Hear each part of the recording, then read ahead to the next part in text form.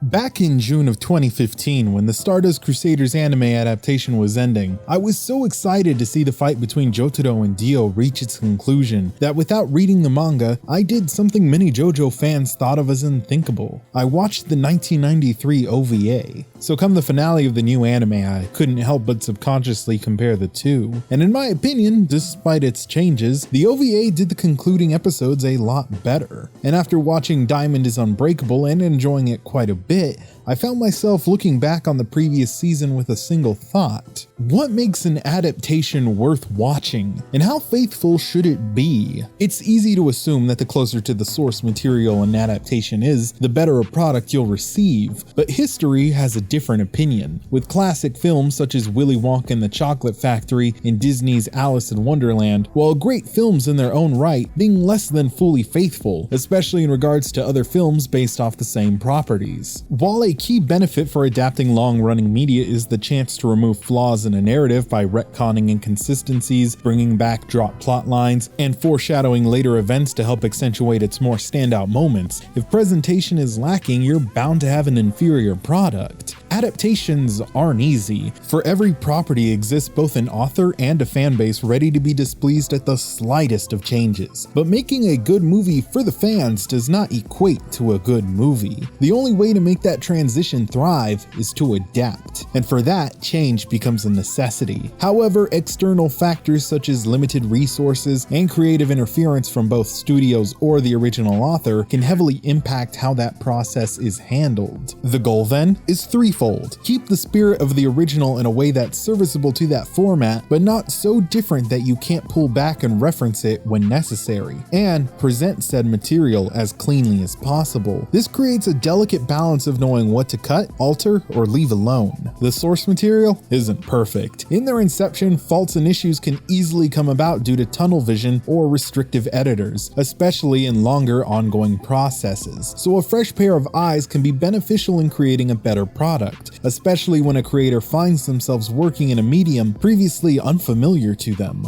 No medium is created equal. You may be dealt a similar hand, but each class has its own rules, and since games, novels, and comics aren't created with an eye for cinematography, it's sometimes necessary to move away from the source material and reinterpret it for more compelling content. To serve as an example, in video games, the player is rarely a witness to events, but instead the participant. You can throw dozens of enemies at them in a game like Doom, and while it's satisfying to fight and conquer in that game, in a film that same feeling isn't going to come across nearly as well. Were a Doom movie in first person, such as it were in the actual adaptation for a brief moment, it wouldn't be more than a novelty, and it would quickly grow tiresome over time just like in Hardcore Henry, and it would consistently damage cinematography. In actuality, John Wick would be a better basis thanks to its brutal and up-close action, yet simple and highly effective storytelling. While literal shot-for-shot interpretations of comics or older media can help make it feel as though the source material is coming to life more effectively, it also robs the viewer of a potentially better scene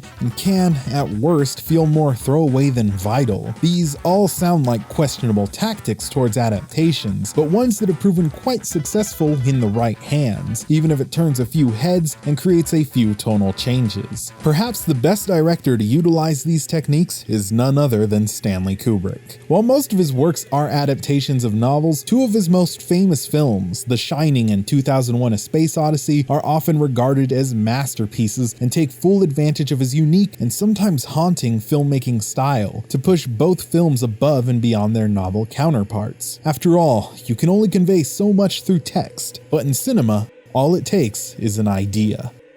Film isn't just visual, it's audible as well, and that second factor alone can convey ideas more effectively than any passage of text or panel. However, as a trade-off for lacking those two senses, books make the reader privy to characters' thoughts and more intimate aspects of their lives, and often state the intended atmosphere in a scene so the reader has a better grasp of what's making their characters tick. But with sound and motion picture, all those ideas can happen at once. Naturally, it takes a lot of restraint from a director to know where and when not to use sound, moving cameras, or visual trickery. While they can be beneficial to making scenes easier to understand, silence can speak volumes and add to the eeriness of more suspenseful moments. You killed So now, I have to say to myself, 時の中で動くことを認識し、我が世界に入門することができた。そこでこのディオは考え。 These traits seem to be easily lost on newer media, where music, sound, and an ever-moving camera often pervade every moment. Overstimulating the viewer can make it harder for them to follow along and make the events happening feel as though their value only lies on the surface. With proper restraint and balance, you can completely change how the scene would otherwise be read.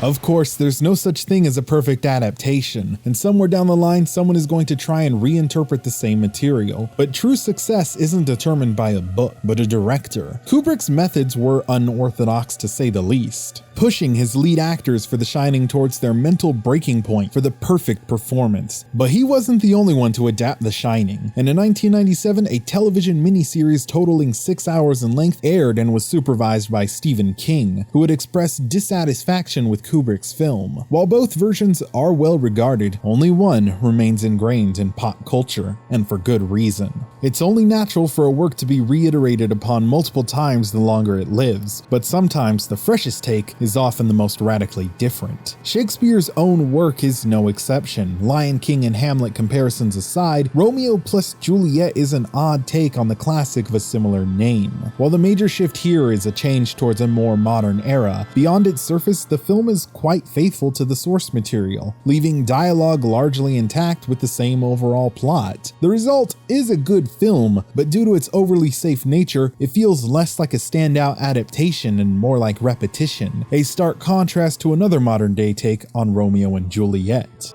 Maria, I've just met a girl named Maria, and suddenly West Side Story is a musical set in the 1950s, and it deals with the story of two gangs in a war and their two star-crossed lovers. It finds itself less as an adaptation of Romeo and Juliet and more of a reinterpretation, and to its benefit it helps add another layer to the story and its relevance thanks to the unprivileged characters living in a time where the American dream is still alive and thriving, and racial discrimination is more openly prominent. Story beats are carried over, but the changes made to the overall narrative keep in line with the spirit of its source material so well that they often help at accentuating the overall tone, especially at the end where instead of both Tony and Maria dying like Romeo and Juliet, only Tony does, leaving Maria to live with the tragedy of his death, which comes off as feeling more tragic than both having met the same fate. Having two adaptations of the same material doesn't take anything away from the original, and at worst, it can even reaffirm what makes the other so great by comparison. When it comes to JoJo, Stardust Crusaders found itself with not only a full 48-episode anime, but a previous 13-episode OVA. While the latter cuts out a majority of the stand battles, Akira creator and director Katsuhiro Otomo, along with Perfect Blue and Tokyo Godfathers director Satoshi Kon, despite only working on less than a handful of episodes, were a major hand in shaping how the OVA treated its source material, and neither were new to adapting manga and novels to moving picture. Scenes were wildly reinterpreted to convey similar ideas in shorter passages of time, while often cutting out great details of narration and character exposition in exchange for adding smaller details, extra scenes, and leaving select moments lingering to grant more weight to characters, their actions, and consequences. Oddly enough, the Darby and Dio episodes, while not directed by either, carry their influence in great ways, and are often regarded as handling the material more efficiently than their 2014 anime counterpart. The JoJo spirit is certainly still there, even if it's painted in a more serious tone. These changes, while drastic, serve a key cause to mitigate the differences in pacing and consumption rate across each form of media. Books and television are often consumed in chapters and episodes that later form a full image, while film is consumed as a single whole. The pacing, however, differs greatly, with manga occurring on a panel-by-panel basis, which clashes with the scene-by-scene pacing of film and television. This often leads towards screenwriters and directors, especially those adapting their own works towards motion picture, cutting out a great deal of content, while altering certain characters to make sure it flows as smoothly as possible. What sets The Shining and JoJo OVA above other adaptations is they're not trying to be book adaptations that reiterate, but something greater that takes advantage of shifting mediums, and we've seen the results of them being put in less capable hands. They might be a good watch, but they're certainly no classics. Kubrick, Kon, and even Otomo knew their sources, no matter how beloved, were merely books, and not a holy source for which to fully derive their works, even if they wrote them themselves. While there are certainly moments in the original material that are interesting ideas, trying to force their inclusion for the fans can result in jarring and out-of-place moments that can radically damage the adaptation's pacing and pull the viewer out of the experience, and that's rarely something a director will ever want to do unless it's put towards enhancing said experience. It takes a fine hand to know what to keep and what to change to maintain the soul of the original, and sometimes the only way to do that is to disassociate yourself from said material. Fail to do so and you can end up with a less than stellar product and alienate not just fans, but viewers in general. There may never be a perfect one-to-one adaptation, and that is a reality that becomes clearer the more material is reiterated upon, but that doesn't mean you can't get a great experience out of it, especially if it's one damn fine companion piece.